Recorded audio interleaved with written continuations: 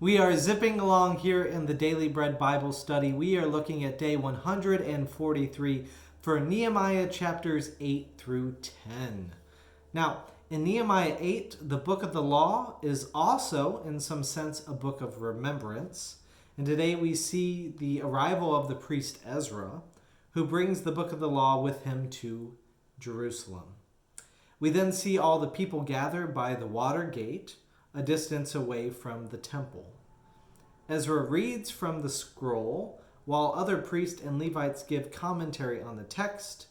In Nehemiah 8:8 it says, "So they read from the book, from the law of God, with interpretation.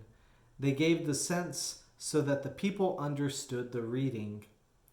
So with understanding of what God wants, the people weep because they have not kept the law. The leaders encourage the people, saying, "Do not weep, but celebrate today. You have learned the law," which is important. "Observing it will be for our future objective. So do not beat yourself up for what you did contrary to the book before you were instructed." There is a lot of grace here. The next day, they hear about the festival of booths and realize it is the proper time to observe it. The community rallies together and everyone makes a booth to sleep in.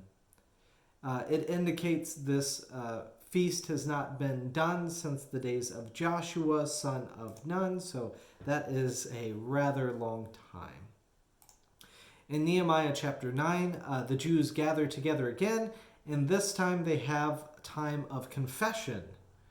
They read from the book of the law, make confession, and worship. They bless God and hear a retelling of their heritage from the priest and scribe Ezra, as Ezra mentions that all was created by God.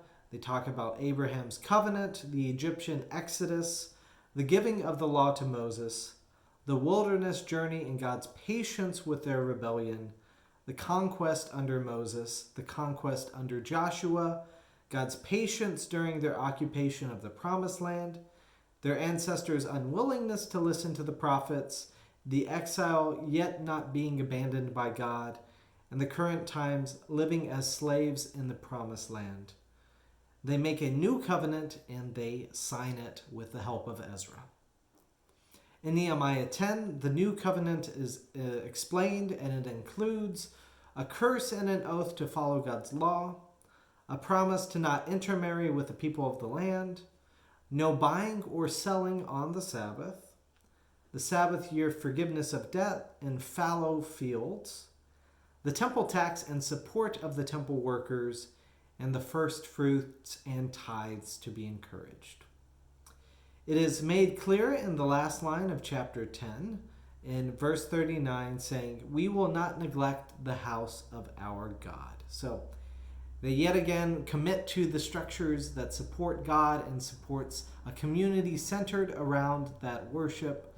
And things are looking good for Nehemiah. So I hope all ends well for these exiles, and we will see the story continue on next time.